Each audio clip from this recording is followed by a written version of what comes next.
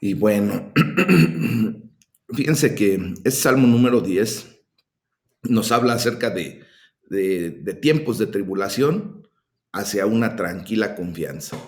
Y fíjense que ya que este salmo no tiene un título en particular, en medio de varios salmos que sí lo tienen, ¿se acuerdan que hemos estado hablando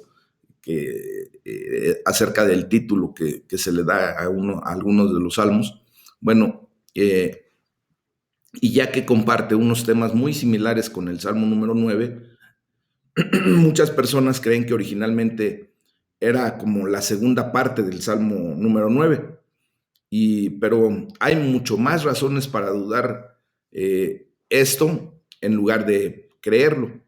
Este salmo correctamente pues es presentado como un salmo de lamento al ver la aparente prosperidad de los impíos, y eso entre comillas, acuérdense, que muchas veces el enemigo nos trata de hacer ver lo que no es en verdad. Ajá. Sin embargo, pues se tiene una confianza final en los juicios de Dios, y Spurgeon, eh, citando a Lutero, hace un comentario respecto a esto y dice: no hay un salmo, de acuerdo a mi juicio, que describa la mente, los modales, las obras, las palabras, los sentimientos y el destino de los impíos con mucha exactitud, plenitud y claridad que como este salmo lo hace. Entonces, la primera parte de este salmo, pues habla referente al cuestionamiento sobre el éxito de los impíos. Y entre los versículos 1 al 4, se cuestiona técnicamente la aparente inactividad de Dios en contra de los impíos. Y dice la palabra de Dios: ¿por qué estás lejos, oh Jehová, y te escondes en el tiempo de la tribulación? Con arrogancia el malo persigue al pobre, será atrapado en los artificios que ha ideado, porque el malo se jacta del deseo de su alma, bendice al codicioso y desprecia a Jehová. El malo, por la altivez de su rostro, no busca a Dios, no hay Dios en ninguno de sus pensamientos. Vemos cómo aquí el salmista preguntó algo bien conocido para aquellos que seguimos a Dios, ¿verdad? La preocupación y en ocasiones pues hasta la ansiedad de ver la aparente inactividad de Dios. Y digo aparente con muchas comillas así grandotas, porque sabemos que Dios siempre está activo, siempre está a nuestro favor, siempre está obrando en bendición para nuestras vidas. Aunque de momento no lo podamos como que ver de la manera en que lo pudiéramos ver normalmente, ¿verdad? Entonces, pues aquí vemos que el salmista sintió que Dios estaba muy lejos y que aún se escondía en tiempos de tribulación. Y yo creo que con toda honestidad, pues muchos de nosotros también así nos hemos sentido a veces, cuando de repente vemos que pues lo que nos está pasando, nos está sucediendo, es algo doloroso, algo que de alguna manera quisiéramos que pasara o que se solucionara, y como que no vemos respuesta y pensamos que Dios está muy, muy lejos, ¿no? Entonces, la presencia de Dios, pues obviamente es la alegría de todos nosotros, pero cualquier sospecha, fíjense bien, de su ausencia es un distractor que es muy poderoso. ¿Ah? Y por eso el enemigo utiliza mucho ese distractor de hacernos sentir que Dios no está con nosotros. Y bueno, ya depende de cada uno, de ustedes, de mí, depende si escuchamos más la voz de Dios o la voz del enemigo. Entonces, fíjense que no es la tribulación la que nos hace que nos desesperemos. Realmente es el sentimiento de la lejanía del rostro del Padre Celestial lo que sí nos hace desesperarnos. Eso ya lo tenemos claro ustedes y yo, ¿verdad? Entonces, el punto está en que no permitamos que el enemigo permita o provoque propiamente que sintamos esa lejanía.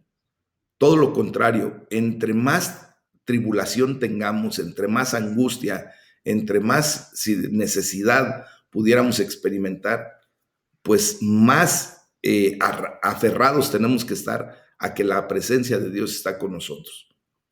Fíjense que de acuerdo a McLaren, un escritor, un teólogo, es, yo de acuerdo con él, esta palabra de cuando dice tiempos de tribulación, era una palabra rara en el antiguo vocabulario hebreo y se utiliza solamente aquí y en el Salmo 9, versículo 9, y significa interrumpir, por ejemplo, la esperanza de ser librado. Esos son los tiempos de tribulación a los que se refiere la Biblia, o la noción de una angustia que se intensifica por la desesperación.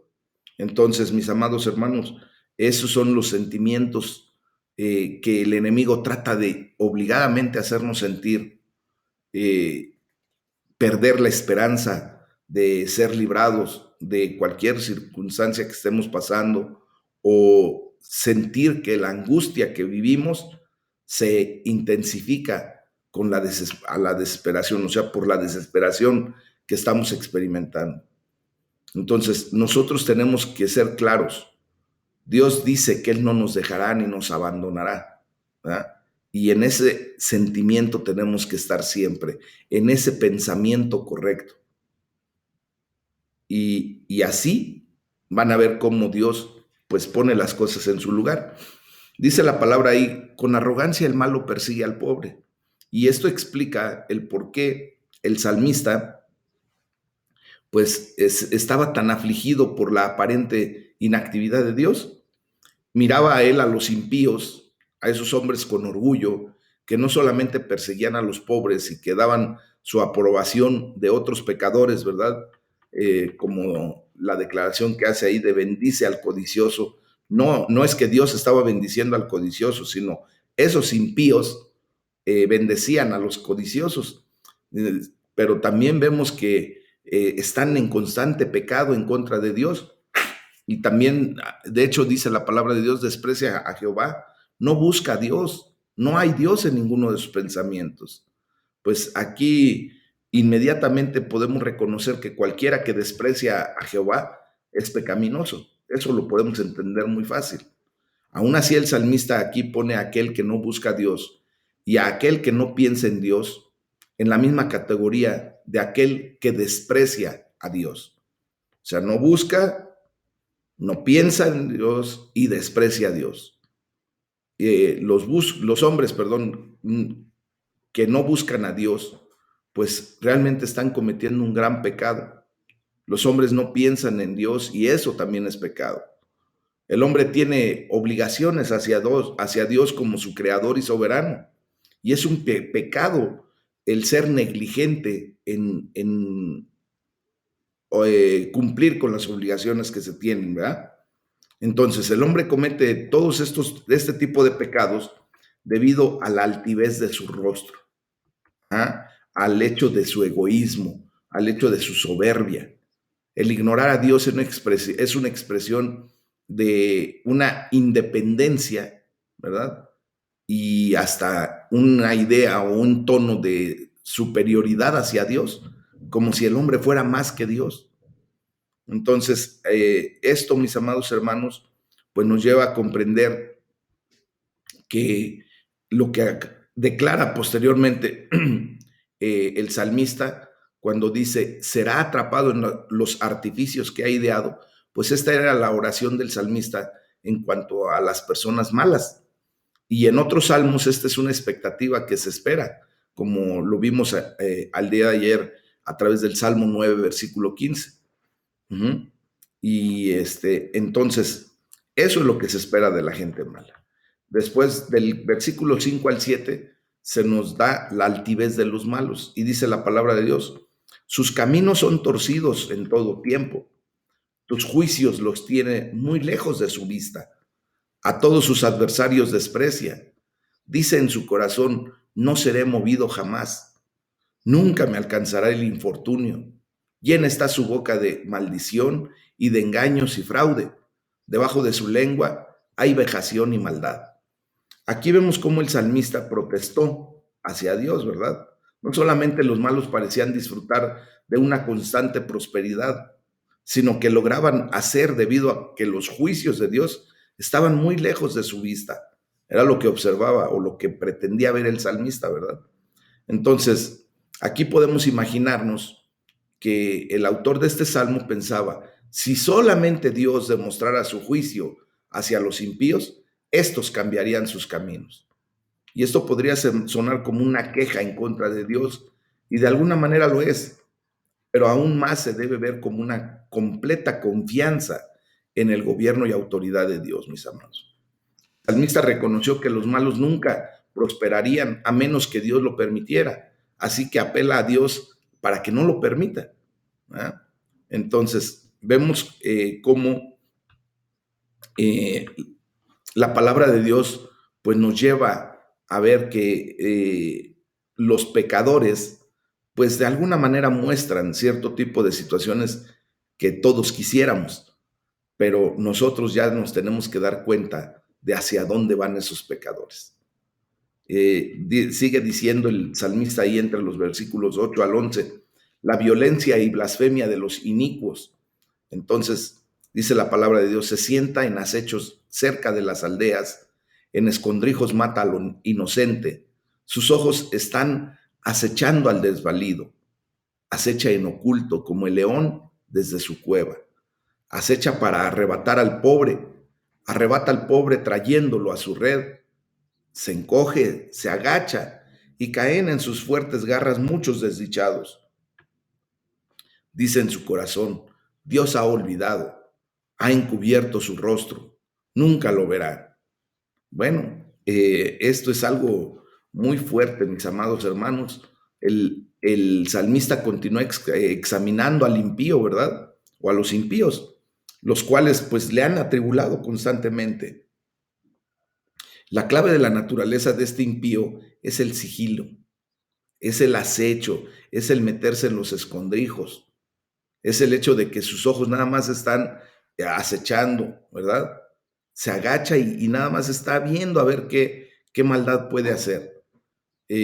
Nosotros hemos visto mucha gente que actúa de esta manera. Han visto personas que, por ejemplo, prestan dinero usureramente con un interés elevado y que nada más están al acecho, ¿verdad? Que caigas en sus garras. Ha habido bandas organizadas aquí en el Estado de México en donde prácticamente pues están nada más viendo a ver quién tiene un negocio y van y les prestan dinero, obviamente pues en la necesidad, en la angustia que pudiera tener una persona y los hacen caer en la trampa. Y ya una vez que les han prestado dinero, después les cobran hasta lo que no, mis amados. Y de esta manera, pues los lleva a muchos hasta generar mucho problema. Los amenazan, les golpean, hacen muchas tropelías con tal de sacarles todo el dinero que pueden, ¿verdad? Entonces, vemos que ese tipo de actitudes, pues hasta el día de hoy se siguen dando. Y muchos de nosotros podríamos decir como el salmista, Señor, ¿por qué no los pones en su lugar? ¿Por qué no actúas? ¿Verdad? Y pues vemos que Dios permite cierto tipo de situaciones porque Dios quiere enseñarle a aquellas personas que se acercan a ese tipo de usurería, a los que piden prestado, que deben de confiar más en Dios que ir y obtener rápidamente el crédito para salir, entre comillas, adelante de sus problemas. Lo preferente es mejor confiar en el Señor, ¿no? Dice la palabra de Dios, mata al inocente. Es otra característica del impío que es visto en cómo es un bravucón enfocando su violencia en contra de los débiles, ¿verdad? No es lo suficientemente humano, tal parece, u honorable para combatir abiertamente a aquellos que pudieran efectivamente contraatacar. O sea, es una persona vil, actúa contra el desvalido, actúa de una manera, ¿verdad? En que pues solamente con personas que pudieran eh, no reaccionar o no poder contestar a la agresión, pues es contra esas personas normalmente, contra quienes actúan los impíos, ¿verdad? Dice la palabra de Dios, Dios ha olvidado, ha encubierto su rostro. nunca lo verá. Bueno, pues para el salmista, esto hacía que el homicidio, la opresión y hasta el acoso del impío, pues iban de mal en peor. Hacía todo abrigando la esperanza de que Dios lo hubiera olvidado y que nunca vería la maldad hecha en contra del pobre o del desvalido. ¿Mm? Pero pues sabemos, mis amados hermanos, que a final de cuentas Dios tiene todo bajo control. A Él no se le escapa nada y no podemos ocultar de Él ninguna de nuestras acciones, eh, por mucho, muy encubierto que pudieran hacerse a la sombra de la oscuridad, de la noche, o con artimañas que pudieran pensarse que no va a pasar nada, ¿no? Entonces, mis amados hermanos, esto nos lleva a la segunda parte de este Salmo número 10, en donde vemos una oración a Dios por protección y vindicación. Bueno, entre los versículos 12 y 13 hay un llamado para que Dios tome acción. Y dice el salmista: levántate, oh Jehová, alza tu mano, no te olvides de los pobres. ¿Por qué desprecia el malo a Dios? En su corazón ha dicho: tú no lo inquirirás. Bueno, aquí vemos cómo el salmista sencillamente llama a Dios para que tome acción. Levántate, oh Jehová, ¿verdad? Le está diciendo: Jehová, el malvado encuentra consuelo en la idea de que tú no harás nada en su contra. Por lo tanto, levántate, alza tu mano en contra de este impío. Mis amados, aquí pues no está declarando en este salmo sin título, ¿verdad? Como les había comentado, pero a menudo se cree que David escribió este salmo, ya que está entre varios salmos que se le atribuyen específicamente a David este tipo de declaraciones. Levántate, oh Jehová. Pero sabemos que David es un hombre de acciones valientes y de un espíritu guerrero. No es del tipo que espera pasivamente detrás, tras bambalinas, mientras que los impíos pudieran estar asesinando o aterrorizando a los débiles y desvalidos. Entonces, aquí la única excepción a esto sería si los impíos estuvieran en un lugar de autoridad que Dios les hubiera asignado, tal como el rey Saúl, ¿se acuerdan? Él fue para Israel, pues es un rey que a final de cuentas acabó haciendo lo malo. Y quizás David pues sabía que no era su lugar el levantar su mano en contra del ungido de Jehová, ¿se acuerdan? Y por eso pudiera atribuírsele este salmo a David, haciendo esa excepción de que él no iba a levantar la mano en contra del ungido de Jehová, y por eso le estaba pidiendo a Dios que él sea el que se levante en contra de ese tipo de impiedad. Dice: ¿por qué desprecia el malo a Dios? El salmista contestó su propia respuesta en las siguientes líneas, diciendo: desprecia el malo a Dios porque dice en su corazón que Dios no se les tomará en cuenta ese pecado. Y esta observación tiene una oración pues inherente, muy metida, cuando le dice: Señor, inquiere del malvado que te desprecia, o sea, actúa en contra de esa persona que te está despreciando. Entre los versículos 14 y 15 vemos cómo se pide la ayuda de Dios en vista de su bondad hacia los desvalidos. Y dice la palabra de Dios: tú lo has visto porque miras el trabajo y la vejación para dar la recompensa con tu mano. A ti se acoge el desvalido, tú eres el amparo del huérfano. Quebranta tú el brazo del inicuo y persigue la maldad del malo hasta que no halles ninguna. Bueno, después de reflexionar, el salmista reconoce que Dios ha visto, porque Él mira y tiene cuidado del trabajo y de la ofensa, la vejación que se le hace hacia el pobre y el desamparado. Y la confianza del salmista está en que Él va a dar la recompensa con su mano, o sea, en los juicios de Dios. Él ciertamente recompensará a los inicuos por sus pecados, y Dios verdaderamente dará respuesta al desvalido y será el amparo del huérfano. Y también el salmista pues llama a Dios para que ayude al débil a quebrantar de alguna manera al inicuo y al malo, y que persiga la maldad hasta que no se encuentre maldad alguna en el corazón del hombre. Y después ya del versículo 16 al 18 se genera la confianza en los juicios de Dios. Y dice la palabra de Dios, Jehová es rey eternamente y para siempre. De su tierra han perecido las naciones. El deseo de los humildes oíste, oh Jehová.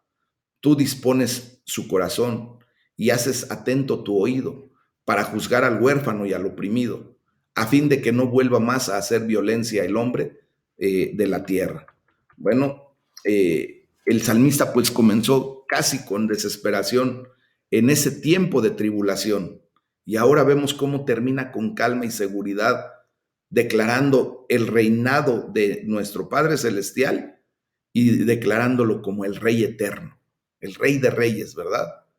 Pues sabemos que Dios desde hace tiempo ha sido declarado el Rey de Israel, desde Éxodo 15:18. Y aun cuando su pueblo rechazó su autoridad ahí en el primer libro de Samuel, capítulo 8, de los versículos 7 al 9, ¿verdad? Pues si David escribió este salmo, especialmente durante el tiempo de persecución por parte de Saúl, pues las palabras Jehová es rey eternamente y para siempre, pues tendrían un significado muy especial, reconociendo el reinado de Dios aún sobre el problemático y disfuncional reino de Saúl en ese momento. Y digo, si es que David fue el que escribió este salmo, no lo tenemos con certeza, como lo he comentado hace un momento, pero se le puede atribuir por el tipo de declaraciones que hace. Pero bueno, y sería más o menos en ese tiempo. Cuando hace la declaración el salmista, de su tierra han perecido las naciones, pues vemos aquí que se recuerdan las victorias pasadas de Dios en contra de los crueles enemigos de su pueblo, ¿verdad? En este caso, los cananitas se acuerdan que ocupaban la tierra que Dios había dado para los israelitas y le dio al salmista una mayor confianza en cuanto a la actual ayuda del Señor. ¿Qué quiero decir con esto? Que nosotros tenemos que aprender a ver lo que antaño, lo que anteriormente Dios ha hecho por nuestra vida en bendición, cómo se ha levantado Dios a nuestro favor. Y eso nos tiene que dar una mayor confianza en cuanto a la actual ayuda que podemos esperar de Dios, que sabemos que vendrá de nuestro Padre Celestial. Si Dios nos ha bendecido en tiempos anteriores, ¿por qué no nos podría bendecir ahora y posteriormente? Nosotros sabemos que hemos confiado en un Dios que es el mismo ayer, hoy y siempre, que no cambia, que es inmutable y que es fiel. Entonces nuestra confianza, pues cada vez se tiene que ir reforzando más en relación a lo que Dios está haciendo por cada uno de nosotros. Amén. Dice la palabra de Dios, el deseo de los humildes oíste. Tú dispones su corazón y haces atento tu oído. Pues esto solamente continúa expresando la segura confianza del salmista. Dios no abandonará al pobre y necesitado, sino que les ayudará y les bendecirá. Aquí hay un comentario de Spurgeon y lo voy a citar tal cual. Él escribió esto y dice, David no dice, has escuchado las oraciones de los humildes. Él quiere dar a entender eso, pero también quiere dar a entender mucho más. En ocasiones tenemos deseos que no podemos expresar. Son deseos demasiado grandes o muy profundos. No podemos vestirlos en ningún lenguaje. En otras ocasiones tenemos deseos que no queremos expresar. Nos sentimos muy humillados. Vemos mucho de nuestra condición para aventurarnos a acercarnos al trono de Dios para decir nuestros deseos. Pero el Señor escucha el deseo cuando nosotros no nos atrevemos a transformarlo en una oración. Eso es lo que dice Spurgeon. Y yo creo que tiene mucha razón, ¿verdad? Con una maravillosa frase que dice, tú dispones su corazón, pues el salmista nos hace recordar que la preparación espiritual del corazón es un gran don, es una respuesta a la oración y es una marca de la bendición de Dios, porque realmente Dios es el que dispone nuestro corazón para acercarnos a Él. Si por nosotros fuera, realmente no nos hubiéramos acercado a Dios. Acuérdense que nosotros amamos a Dios porque Dios nos amó primero. Entonces, quien realmente dispone nuestro corazón para estar cerca de la presencia de Dios, pues es Dios mismo, como una bendición, como un don para nuestras vidas. Y lo tenemos que ver así, mis amados, como un don, porque no todos, ¿verdad? Tienen dispuesto su corazón para buscar la presencia de Dios. Seguramente nadie, salvo el Señor, puede preparar un corazón para la oración. Esto también ya lo hemos estudiado en los viernes de oración, ¿verdad? Cuando hemos visto que el Espíritu Santo viene y prepara nuestro corazón para hacer declaraciones correctas delante de Dios. Él es el que nos ayuda, nuestro paracletos, nuestro ayudador, ¿verdad? Entonces, quiero citar a Spurgeon, que dice que un antiguo escritor dice que es más difícil el colocar la gran campana en la viga que tocarla ya colocada. Y esto es verdad. Cuando la campana está bien colgada, pues puede hacerla sonar rápidamente, ¿verdad? Pero en el alzamiento del corazón se encuentra el trabajo y el sacrificio. O sea, el hecho de levantar una campana, imagínense lo pesada que es, y ponerla sobre la viga, pues es mucho trabajo y sacrificio, y es así como nuestro corazón tiene que ser trabajado por parte del Espíritu Santo para que quede en una condición correcta, como para ya nada más tocar la campana. ¿Ah? Así es como podemos entender esto. Fíjense que donde Dios ha dado un corazón de oración, seguramente mostrará un corazón que tiene compasión. Amén. Entonces, eso es lo que tenemos que ver. Y bueno, dice también la palabra de Dios para juzgar a fin de que no vuelva más a hacer violencia el hombre de la tierra. El salmista termina aquí con seguridad en la justicia de Dios, la cual será aplicada sobre el impío. Lo que comenzó con un sentido de desesperación en esos tiempos de tribulación, pues ahora vemos cómo ha terminado con una segura confianza en la justicia y la victoria de Dios. Y al declarar al hombre de la tierra, pues vemos cómo los hombres terrenales y mortales, que son hechos del polvo y que deben regresar a ello, tales como los opresores de ellos, pues también son personas. Y todo el mundo tendremos que pasar por esa condición, ¿verdad? Bajo el gobierno de Dios, el día llegará cuando aquel hombre que es de la tierra ya no será más alguien terrible. Estas fueron las conclusiones del Salmo y constituyen una respuesta apropiada hacia la pregunta inicial. ¿Cuál fue la pregunta inicial, mis amados, que hace el salmista? Justamente cuando pregunta, ¿por qué estás lejos, oh Jehová, y te escondes en el tiempo de la tribulación? Bueno, pues ya vimos entonces cómo el Señor da respuesta a esa pregunta. Él está presente en todo momento, pero Él tiene el plan perfecto y Él se va a hacer ver en el momento adecuado. Amén. Esto nos lleva al Salmo número 11, mis amados, en donde pues se da la respuesta de fe hacia el consejo de temor. Aquí es como tenemos que entenderlo así. Y aquí sí hay un título, ¿no? Dice el título, nos dice tanto del autor y la audiencia propia de este salmo. Y dice el título, al músico principal, Salmo de David. Y pues recuerden que algunos creen que el músico principal es Dios mismo. Y otros suponen que es el líder de los coros, o sea, el director de la orquesta o de los músicos en los tiempos de David, tales como Hernán, ¿se acuerdan? Emán, perdón, el cantor, o Asaf. Este salmo registra un consejo bien intencionado, pero con falta de fe, de los amigos de David cuando era fugitivo del rey Saúl. ¿Verdad? ¿Se acuerdan? David alzó sus ojos hacia el cielo para hallar fe en un tiempo de prueba. Él sabía que el lugar más seguro para estar de pie era la confianza plena, radical en Dios. Y pues este es en la parte primera de este Salmo número 11, nos da el consejo del temor. Y bueno, en el primer versículo, pues David reacciona al consejo de huir y dice la palabra de Dios, en Jehová he confiado. ¿Cómo le dices a mi alma que escape al monte como ave, pues vemos que años atrás, antes que tomara el trono de Israel, David, acuérdense que vivió como fugitivo, fue constantemente perseguido por el rey Saúl y vivió obviamente en constante peligro. ¿Se acuerdan que él fue a parar hasta las cuevas de Adulam? Porque estaba siendo perseguido por el rey.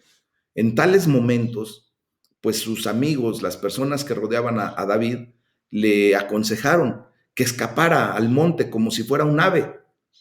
Sus amigos tenían una buena intención, mis amados, pero David sabía que era algo erróneo, porque él, ¿verdad? Pues reacciona casi hasta como ofendido y les dice, en Jehová he confiado. Él sabía perfectamente bien en quién había depositado su fe y su confianza. Miren, no importa qué tan buenas intenciones puedan tener sus amigos, le estaban ofreciendo el consejo del miedo. El consejo del temor no puede hacer frente a la posición de confianza que David tenía en Jehová. Nosotros tenemos ya que empezar a sentirnos hasta ofendidos cuando alguien nos lleve a tener ideas de temor, de desconfianza, porque obviamente ya sabemos en quién hemos confiado.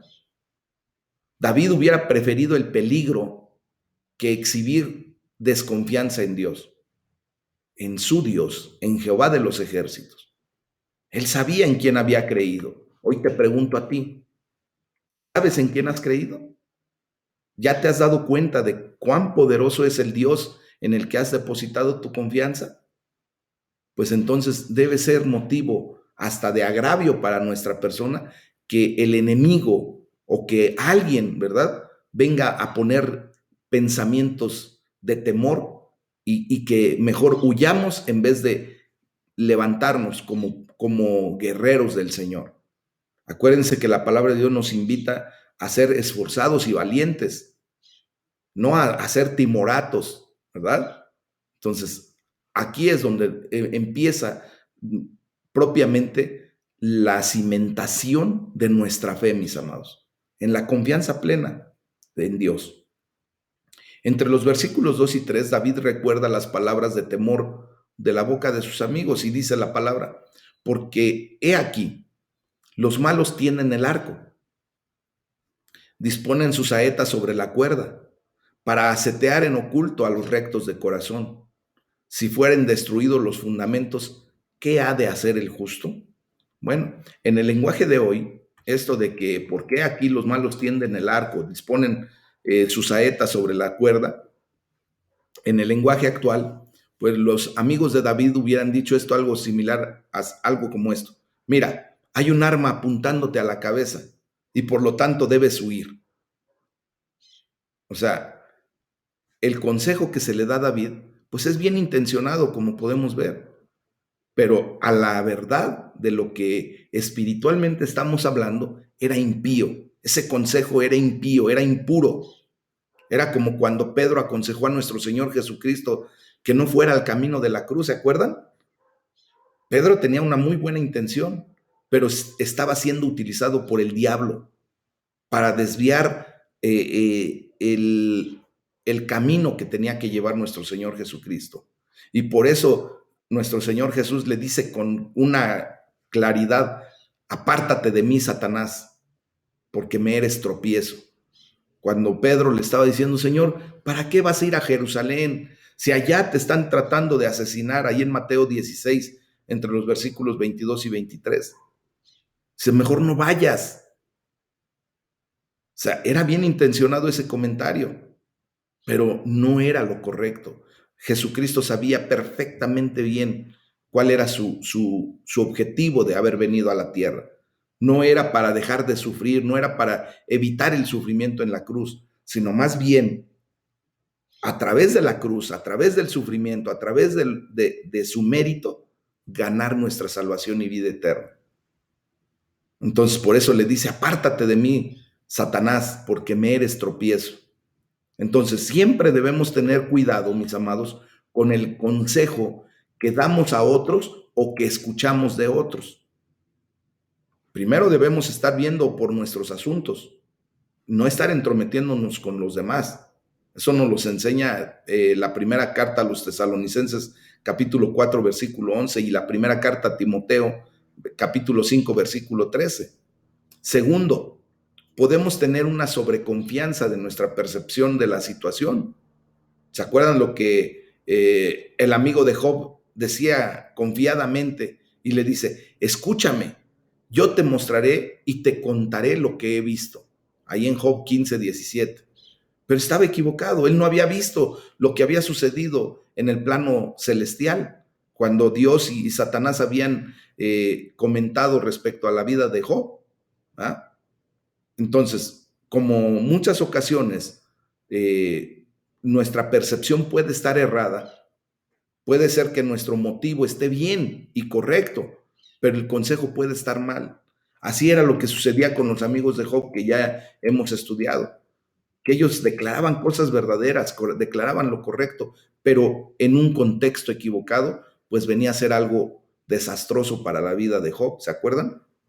Entonces, retomando el versículo, dice la palabra de Dios para asetear en oculto a los rectos de corazón. Aquí los amigos de David tratan de que tenga temor de un ataque en secreto. Miren, cuando tememos las cosas que no podemos ver, es cuando en verdad caminamos en temor. Aquí vemos cómo los amigos de David estaban utilizando el elemento de la manipulación. Quizás razonaron de la siguiente manera: mira, por tu propio bien debemos hacer que David salga de aquí. Es justificable el que exageremos las cosas un poco para hacerle que haga lo que es correcto. Muchas veces hasta tenemos ese tipo de pensamientos, pero no estaba justificado. La manipulación jamás está bien, nunca va a ser correcta, aun cuando sea por una buena causa, mis amados hermanos.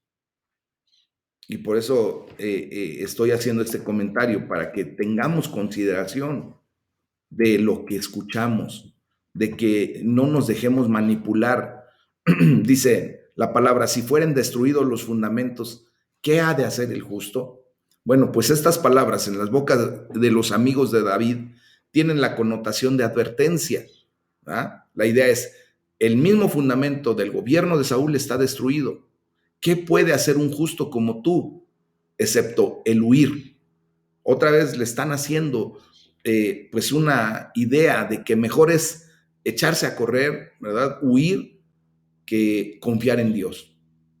Y cuando David escucha estas palabras de parte de sus amigos, quizás su cabeza le dijo que había algo por considerar, que estaban en lo correcto, pero su corazón le dijo que el escuchar este consejo, o sea, el de huir, le estaría comprometiendo delante de Dios, porque estaría evidenciando su falta de fe.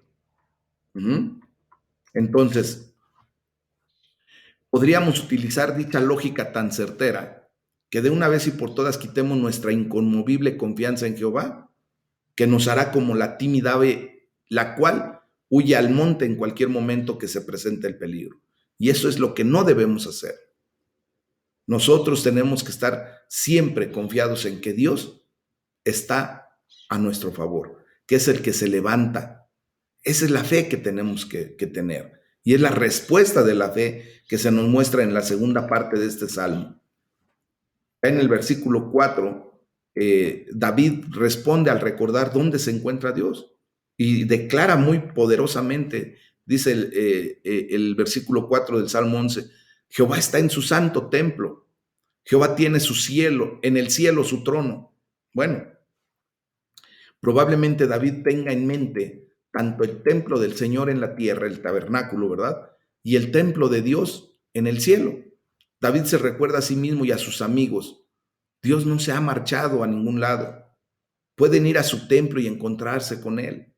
También pudo pensar, Jehová no va a ninguna parte, así que yo tampoco me voy. Entonces, cuando el consejo del temor viene sobre nosotros, solamente podremos llegar a la respuesta de fe al pasar tiempo con Dios, en esa relación íntima, en oración. Cuando pensamos en nuestros problemas, el consejo de temer por lo general nos abruma, nos asalta el corazón. Pero cuando oramos sobre nuestros problemas, mis amados, la respuesta de fe asegura nuestro corazón. O sea, si lo pensamos, nos va a dar miedo. Pero cuando oramos, Dios nos va a levantar con autoridad hacia cualquier situación. Dios nos va a dar el camino a seguir. Cuando pensamos en nuestro Señor Jesús, estando en el templo del cielo, pues debemos recordar que está orando por nosotros. Acuérdense que Él es el intercesor. Él es el que está levantando oración por cada uno de nosotros delante de Dios. Entonces, ¿qué artimañas puede maquinar el hombre que Jesús no pueda descubrir, mis amados? Sin duda también Satanás tiene el deseo de hacernos temer, ¿verdad? De tenernos en sus garras, que podamos sucumbir como el trigo cuando es sacudido. Pero recordemos en todo momento, mis amados, que nuestro Señor Jesús está en el templo orando por nosotros. Entonces, ¿cómo puede fallar nuestra fe? Si recordamos correctamente esto, nuestra fe tiene que fortalecerse día a día. La declaración correcta que hace David cuando dice de Jehová tiene en el cielo su trono, pues esta es la fuente de confianza que nos tiene que levantar, así como levantó a David. No es por dureza o confianza propia, no es porque él se sienta con el poder suficiente como para vencer a su enemigo, no. En lugar de eso, David humildemente confía en un Dios santo, poderoso, omnisciente, omnipotente. Amén. Entonces, en ese sentido, mis amados, nosotros dejemos a un lado nuestra confianza en nosotros mismos. Pongamos nuestra confianza en ese Dios santo, todopoderoso, omnisciente, omnipresente, justo. Amén. Se le preguntó a David, ¿qué puede hacer el justo? Bueno, David responde con otra pregunta. ¿Qué no puede hacer el justo cuando Jehová, Dios, aún está en su trono? O sea, nosotros, en la justicia a la que hemos sido llamados por el mérito de nuestro Señor Jesucristo, tenemos que comprender que Dios sigue reinando y reinará eternamente para siempre. Por lo tanto, todo está bajo su control.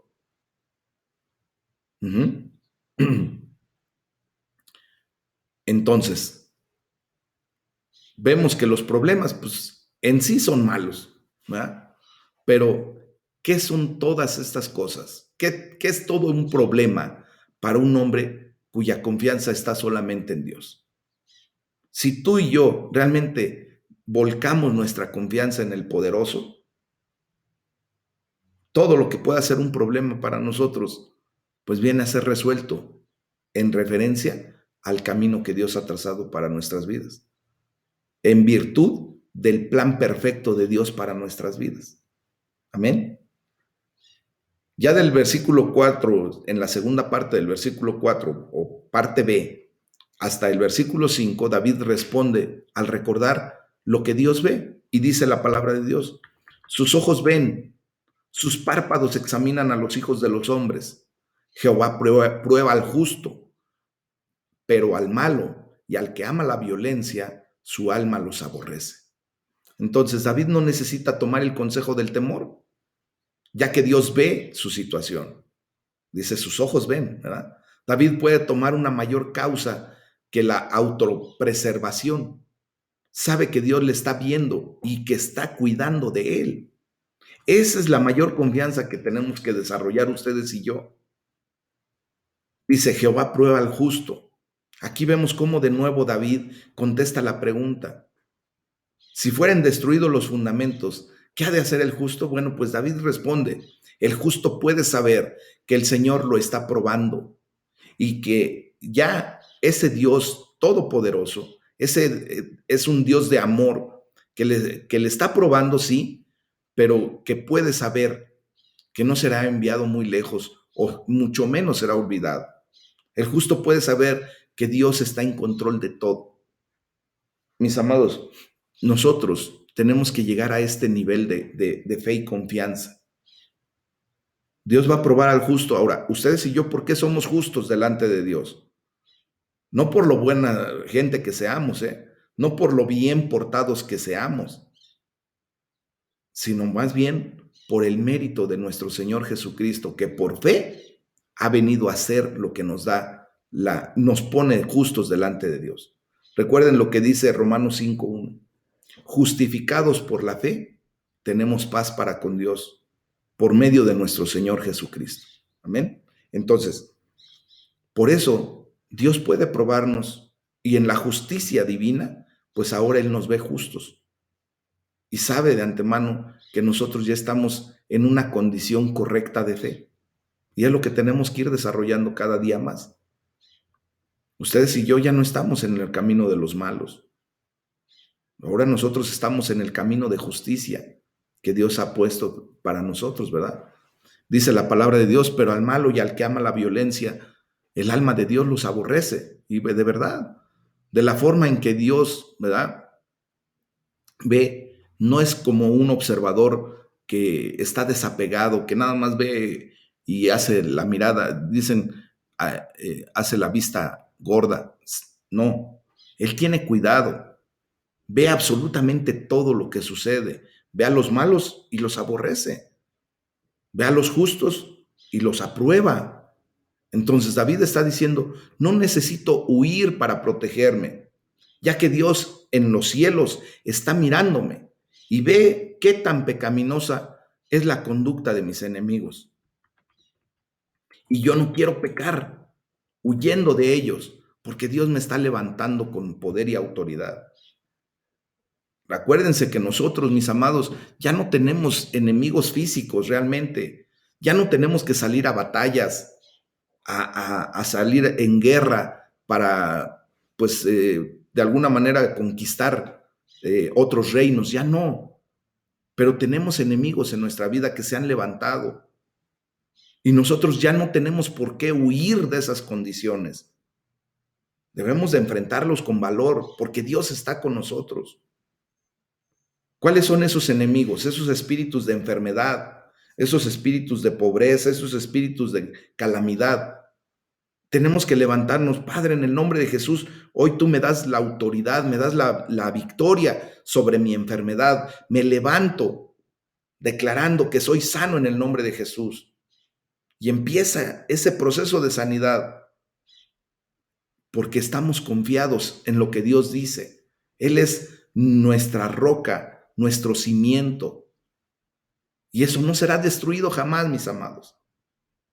Entonces, vemos por qué David contesta al recordar el destino de los inicuos, de esos espíritus que se han levantado en nuestra contra. Así tomemos esta parte de este capítulo 11 del libro de los Salmos. En el versículo 6, David dice, sobre los malos hará llover calamidades, fuego, azufre y viento abrasador será la porción del cáliz de ellos. Esto es lo que le espera a Satanás y sus huestes. Eso ya lo vimos, eso ya lo sabemos. Va a estar un día ardiendo en el lago de fuego y azufre, ¿se acuerdan? Justamente lo estábamos declarando ahora que estamos en los devocionales en la noche, de lo que estamos leyendo en el libro de Apocalipsis. Mañana acabamos Apocalipsis, gloria a Dios, en los devocionales. Fíjense nada más cómo Dios nos está llevando a ir cada día teniendo más nutrientes, más alimento espiritual, como nunca antes lo hemos estado viviendo ahora, ¿verdad? Bueno, pues ahora sabemos que Dios castigará a los malos. Y esto le da seguridad a David en medio del consejo de tener temor, pero ahora también tiene que darnos seguridad a nosotros, mis amados hermanos. En medio de la tribulación, en medio de la angustia, tenemos que tener la seguridad de que Dios ha puesto a nuestro enemigo por estrado de nuestros pies. Él ya lo venció. Entonces tengamos esa confianza. Después de todo, si los impíos persiguen al justo, ¿cuánto más el Dios justo perseguirá a los impíos, mis amados?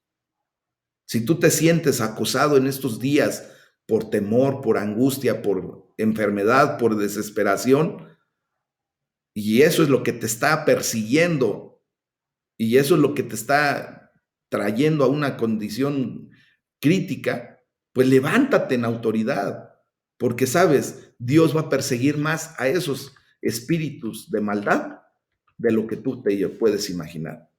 Dice, será la porción del cáliz de ellos.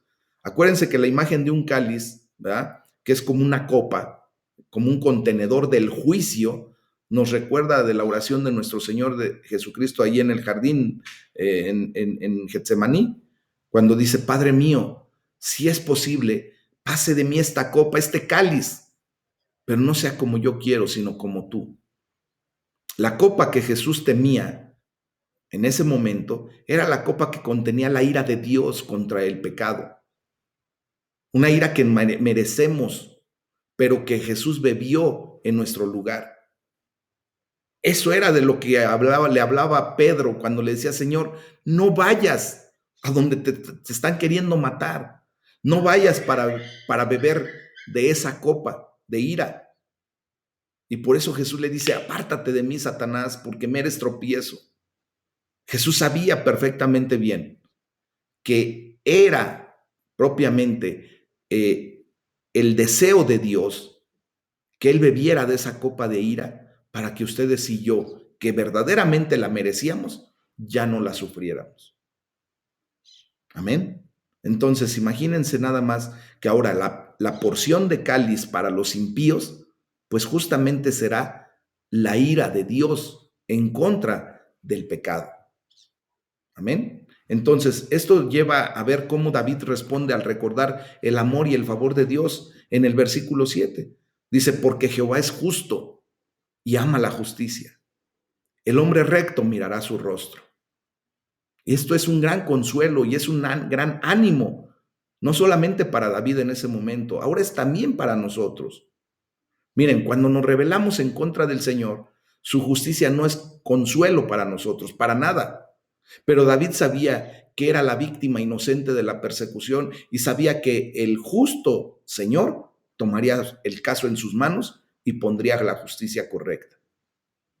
Muchas veces nosotros, pues, somos las víctimas inocentes de la persecución que el enemigo hace sobre nuestra vida. Pero tenemos que estar claros como David.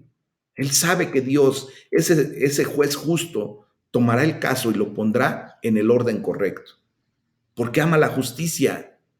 David sabía que mientras anduviera en justicia, mientras anduviera en los caminos rectos del Señor, pues se mantendría a sí mismo en el amor de Dios, como lo podemos leer en Judas 1:21. Y no es que debamos de ganarnos el amor de Dios por nuestra propia justicia personal, pero nuestra búsqueda y práctica de justicia nos mantiene fluyendo en los beneficios del amor de Dios, porque nosotros hemos sido llamados para caminar justamente, rectamente, mis amados. El amor de Dios se extiende en todas partes. Nada nos puede separar del amor de Dios. Y es más, recuerden que Él nos amó mientras aún éramos pecadores. Romanos 5:8 así lo dice. Pero nos podemos negar a nosotros mismos los beneficios del amor de Dios si nos salimos de la senda de justicia que Dios ha determinado para nosotros. Las personas que no se mantienen en el amor de Dios terminan viviendo como si estuvieran en el lado oscuro de la luna, ¿verdad? En ese lado que no podemos ver. El sol siempre está allí, siempre brilla, pero quien está del otro lado de la luna, ¿verdad? Por ejemplo, nunca está en la posición para recibir la luz o el calor del sol. Son como el hijo pródigo de Lucas 15, ¿se acuerdan?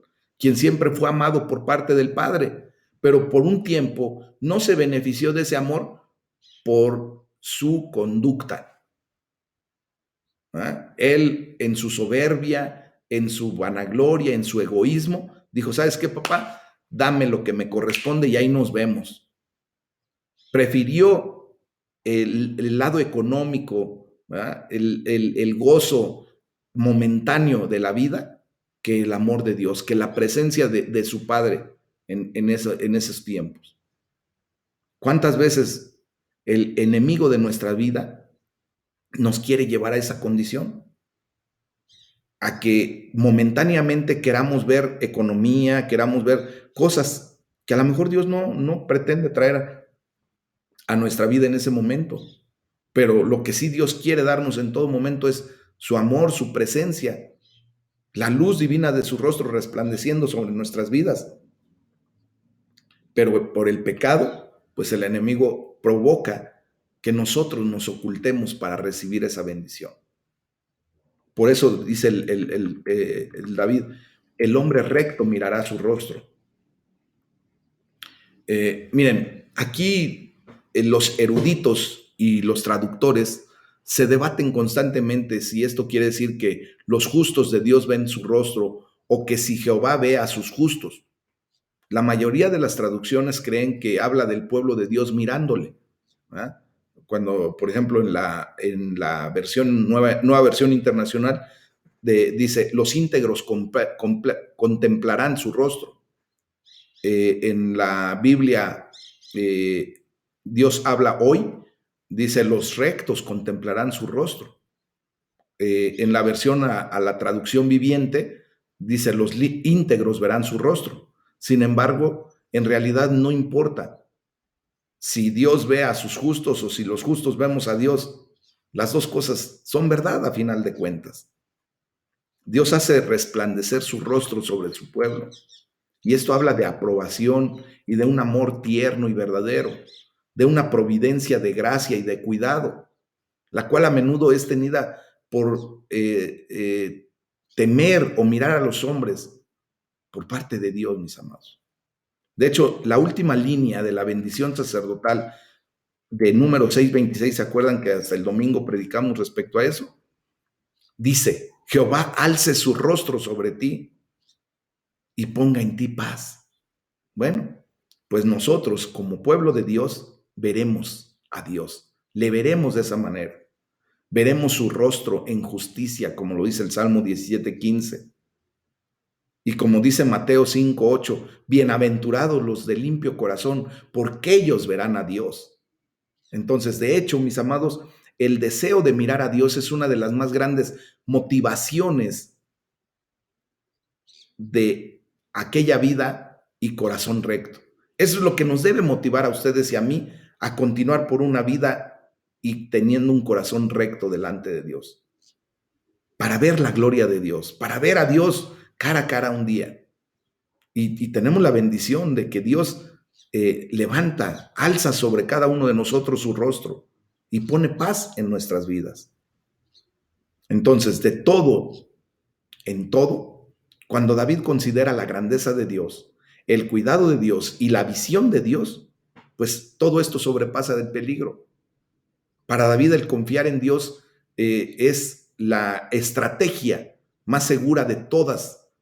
Sus amigos pudieran o no tener buenas intenciones, pero David no recibiría el consejo de temor. En lugar de eso, respondería con fe. Y con esto termino este comentario del Salmo número 11. Ustedes y yo no tenemos por qué hacer más caso al temor, a la circunstancia, a lo que estamos viviendo. Mejor levantémonos en autoridad, en fe, creyendo verdaderamente lo que Dios está haciendo en nuestras vidas, mis amados. Les voy a pedir, por favor, que estemos estudiando para el día de mañana, leyendo el Salmo número 12 y el 13. Y pues vamos a ir así avanzando paso a paso conforme el Señor nos los vaya permitiendo. Ese es el tema del día de hoy. Vamos a orar. Vamos a darle la gloria a Dios.